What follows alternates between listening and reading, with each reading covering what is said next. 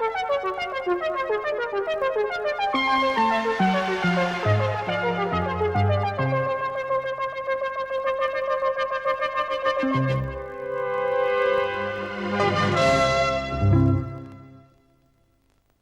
promise of new games on my beloved Mega Drive is something that's always welcome, although they do often come with a little bit of reluctance on my part.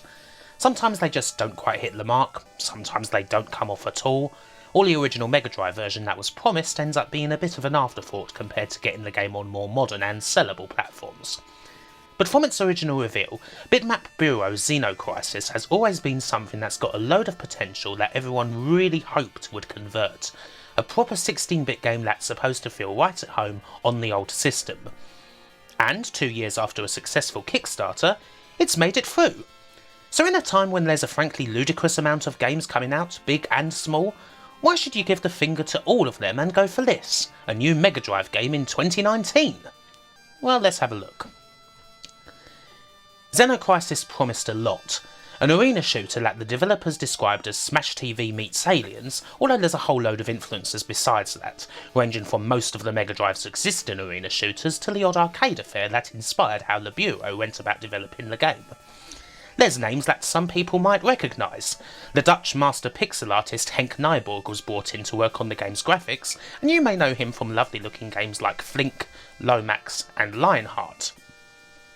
Some other names have been given the chance to really showcase themselves. Savage Regime won a channel on YouTube that mostly deals in covers and rearrangements of video game music using the YM6212, but Xeno Crisis is a chance for them to create original work. And then we've got the two Bitmap Bureau guys themselves, Mike Tucker and Matt Cope, a couple of experienced hands who've done their fair share of work in the industry. You may know Mike Tucker's Super House of Dead Ninjas from a few years back, for example. The game itself is out now and can be played on various platforms. You can grab it for Steam and PS4, you can get a ROM of the game for your favoured MD emulator, there's Switch, and there's also Dreamcast and Neo Geo versions in the pipeline. But the Bitmaps have sent me a Mega Drive cartridge to play with, and I'm more than happy with that. There's an authentic looking shell case, a little bit of art, and a really nicely made manual too. It seems like most everyone who's already done the game likes to show off exactly how they're playing it, so I'll say that I'm playing it on my Japanese Model 1 Mega Drive, running through my trusty FrameMeister, with some nice little scan lines thrown in, cause that's just how I roll.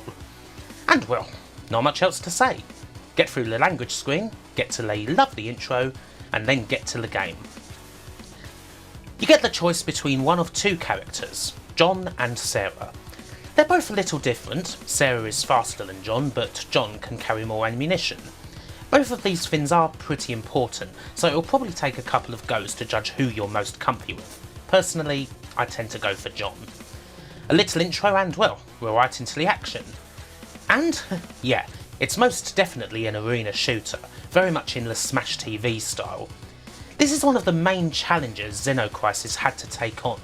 Whereas twin-stick games on the SNES were pretty straightforward due to the controller's layout, the Mega Drive didn't have it so easy. Games such as Forgotten Worlds, Battlemania Daiginjo, and indeed the Mega Drive port of Smash TV all had their own take on it, with varying degrees of success. How would Xeno Crisis handle it then? The answer, as it turns out, is very well. You have two different control schemes depending on whether you're using a 6-button or a 3-button pad. 3-button is pretty simple. The B button shoots, and you hold it down for strafing in the direction you're facing. Hitting A or C while firing can also change your direction in a pinch. 6-button is a bit more complex. The A, B, X and Y buttons are used to emulate the second stick, firing in the cardinal directions. A combination of 2 buttons will fire in a diagonal. In both schemes you also have buttons to either throw or drop a grenade, and a button to roll. Both of these control schemes are fine. The 3-button is simpler, and it's a bit easier to remember to use the grenades and to roll away from shots and enemies with it. But the 6-button scheme, while taking a little bit more time to get used to, is definitely the more ideal in my view. It'll take a couple of times to get to grips with it, but once you do, the twin-stick action becomes very fluid, allowing you to constantly change direction for optimum fire. And that's quite important to the way that the game plays. you want to make the most out of every bullet, as your ammo is, in a sense, limited. John and Sarah hold around 100 bullets at any given time, and with the amount of enemies coming at you, it won't be long before those are expended. However, as your clip runs out, a new ammo drop will appear at random in the arena. Ideally, you want to get to that as quickly as possible, replenishing your stock and keeping up the fire. This is a brilliant take on one of the great things about the original Smash TV. One of the joys of Smash was constantly, rhythmically moving from one special weapon to another as they appeared and were utilised every 10 or so seconds. Xeno Crisis has this too, although the situation becomes even more desperate as you actually run out of bullets. Thankfully, you do have the grenades if need be, as well as a melee attack that automatically triggers at close range if you're not firing, so you're not totally defenceless. And there's the odd special weapon here too. Bouncing shots, homing shots, shotgun, flamethrower, chargers, lasers, plenty of gear to be found. And you're going to need all of it. Xeno Crisis is a seriously tough cookie. There's 7 stages in the game, and so far I, and seemingly everyone else who's tried it on YouTube, haven't managed to get past stage 4, and that's on easy mode, which by the way is not easy at all. You should probably start there, as hard mode, that's seriously a mother. The action is majorly intense, with all sorts of aliens coming at you from all angles, right from the get-go. It takes a fair bit to learn each room, especially because the game actually picks a random selection of rooms for each area every new one, which is a pretty good way to make every playthrough of the game fresh. Success depends on taking as little damage as possible. You get a few hit points, but replenishers aren't exactly chucked around at you, and when you die, you lose a credit, which you only get 3 of total. You can buy new credits at the upgrade screen between each stage, where the currency is dog tags dropped from dead aliens, but they're very expensive, and you're probably best spending those tags on more hit points, weapon power, or ammo capacity. The only other collectible, as such, are hostages dotted around each area. Mainly these offer a point bonus, but they can have other effects which I'm actually yet to see. They're also named after a selection of the game's backers, which is a cool touch.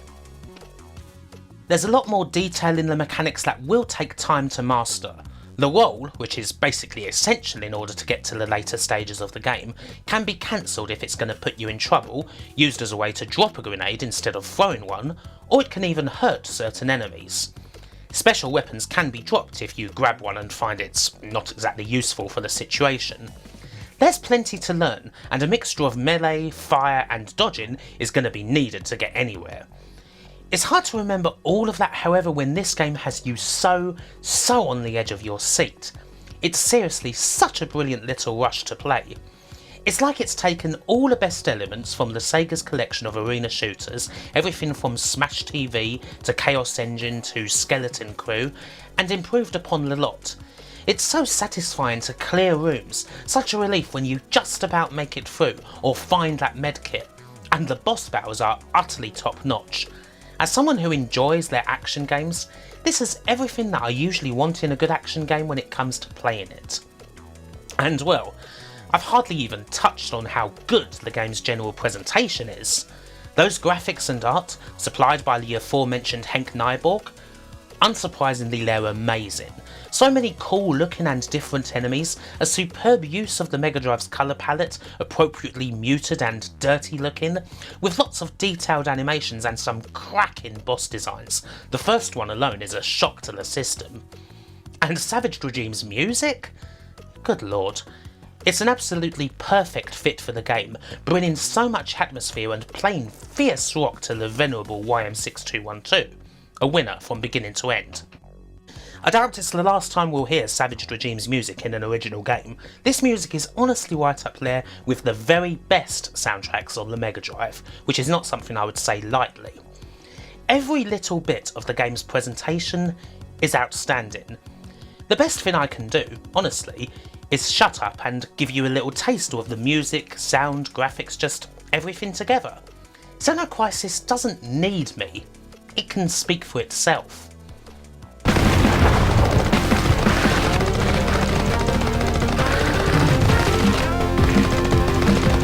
All clear.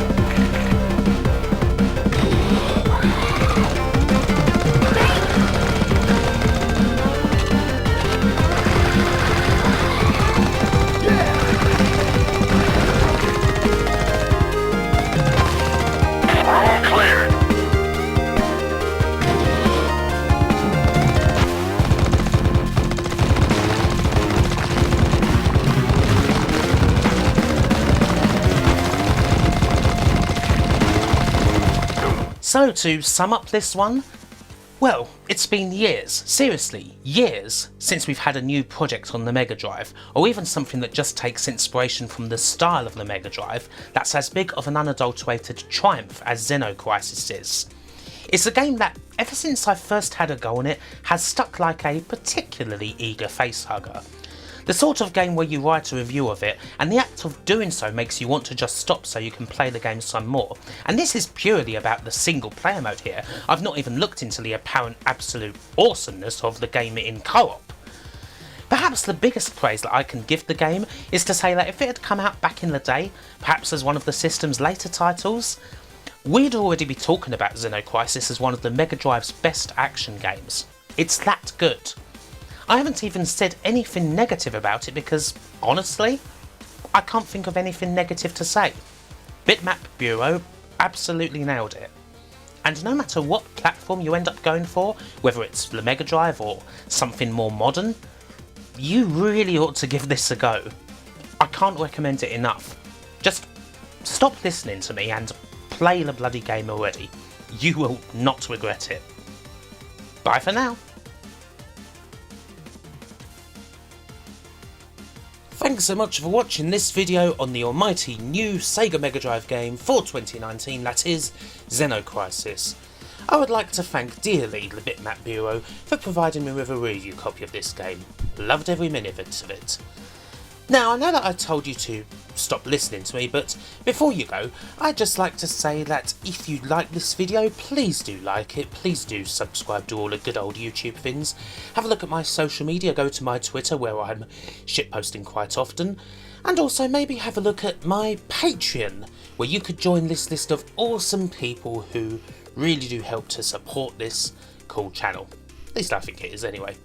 Alexa Jones Gonzalez, Andrew Dalton, Handicapped, Asobi Kwan DX, Brian Henniger, Chris, Conrad Pritchard, D. Xalior, Wimwan Sutter, Dave Cork, David Rose, Dinty76538, Dustin Cooper, Gary Samaden, Geordie Alex, Glunthef, Ian Roberts, James Brown, Jace Alexander, Jeff Ladd, Lukas Kulikowski, Matthias Granzov, Martin Pataki, Piotr Margel, Renby Mon, Rusty Kelly, Samir Alamar, Seth Robinson, Simon Gulliver, Tariq Amir, The Geeky Dad, Tim Wald, Yoga Operator, and to all the rest of the community, thank you so much, thanks for watching, and goodbye.